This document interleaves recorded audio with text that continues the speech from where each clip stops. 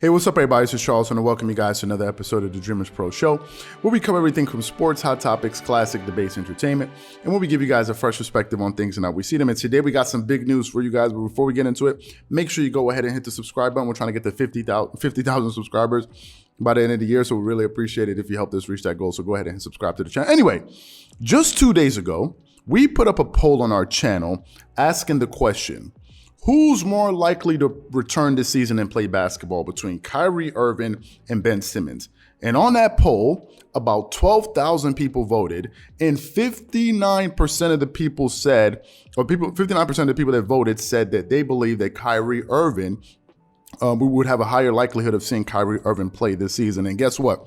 Those people that voted 59% are absolutely right, because it is now official that Kyrie Irving will be playing basketball after all this season. Now, there are many different sources out there yesterday that reported this news, but we decided we're going to read a little bit from the ESPN report that they did, given the fact that the main person that broke this is Adrian Wojnarowski, who works at ESPN, and he's the one that really kind of broke this news, and I saw it all over my timeline yesterday on Instagram and on Twitter and all of these different places. So we want to get into that article and really read some of the things that the article had to say, and then also discuss it at length, so we can really break this down and get into what this really means for the Brooklyn Nets and really for the NBA at large. So let's get into this article right here. So the article starts off with the headline: Brooklyn Nets to bring back Kyrie Irving for road games outside of New York and Toronto. The Brooklyn Nets are bringing back all-star guard Kyrie Irving as a part-time player for games outside New York City and Toronto, the team announced on Friday. Irving,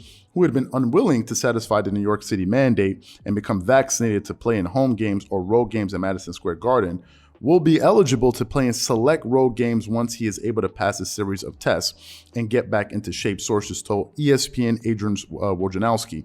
The unfolding circumstances of Brooklyn's season: injuries, 7 players including James Harden lost to health and safety protocols, and an inordinate minutes load on Kevin Durant, who won't play Saturday's game against Orlando due to his right ankle soreness, led the team to make the move. We arrived at this decision with the full support of our players and after careful consideration of our current circumstances, including players missing games due to injuries and health and safety protocols. The general manager, Sean Marks, said in a statement, "We believe that the addition of Kyrie will not only make us a better team, but also allow us to more optimally balance the physical demand on the entire roster. We look forward to Kyrie's return to the lineup, as well as getting our entire roster back together on the court.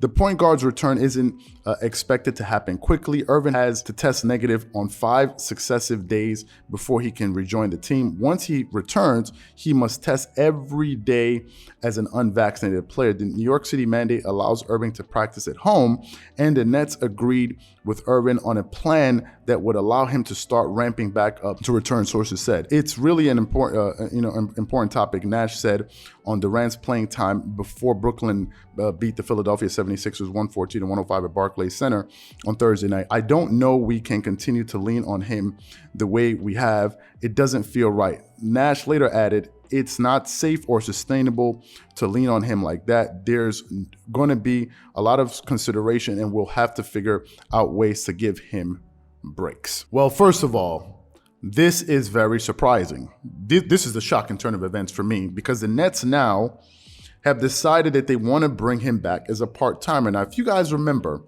a number of weeks ago, maybe a few months ago, I don't remember last time we really delved into this topic in depth, I think what Kyrie Irving had proposed was he would be willing to play half of the games this season, meaning the 41 games, and he would be willing to play the games, roughly 41 games, because there's some games they're going to play in New York. But anyway, he was willing to play half of the season, essentially playing all of the road games.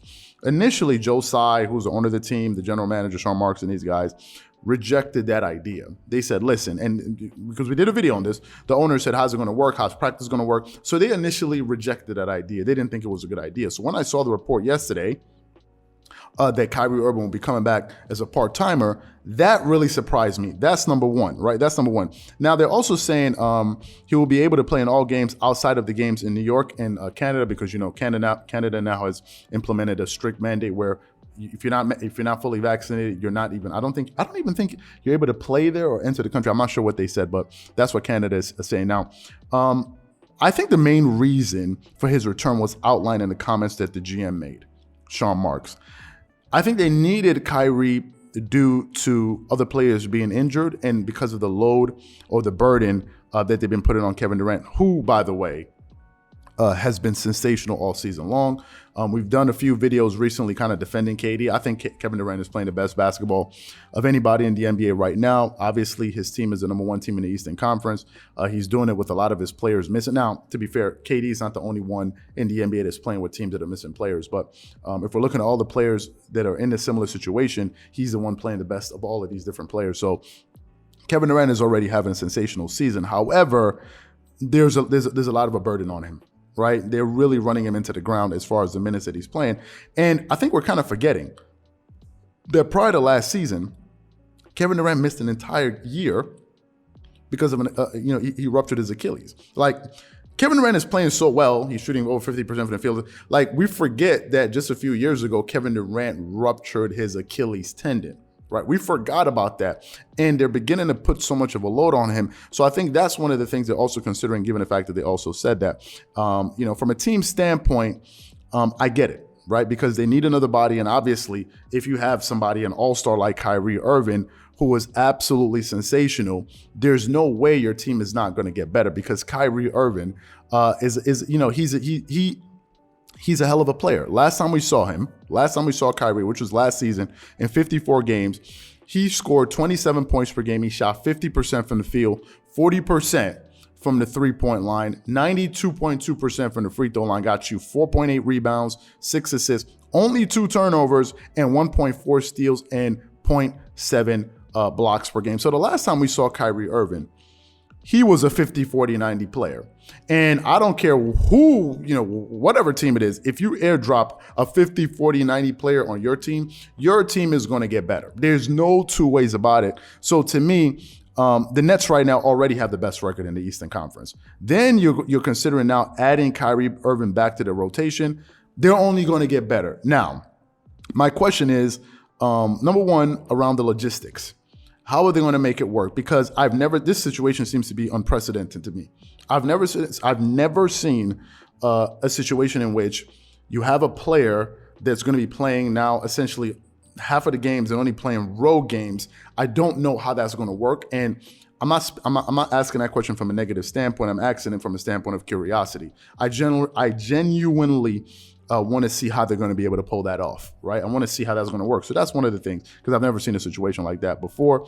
I also want to know if this is something that they're going to adopt, if this is the new method or mode of operation that they're going to adopt moving forward.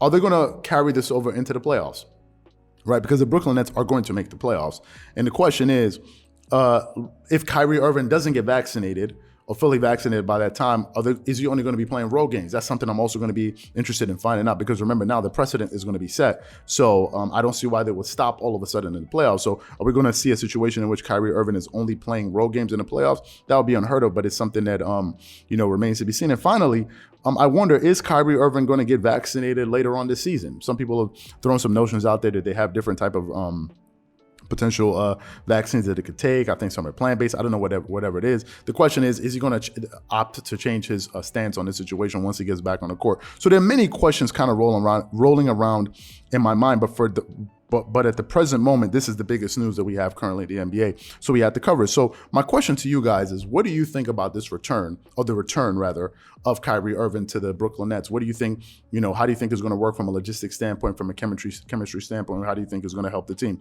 Whatever you guys think, please leave your thoughts and comments in the comment section below. Again, if you enjoy the video, be sure to make sure you go ahead and hit the like button, hit the subscribe button, and hit the notification bell to be notified whenever we drop our content. Once again, it's just Charles here from Dreamerspro, wishing you guys an amazing day and catch you guys on the next episode. Peace.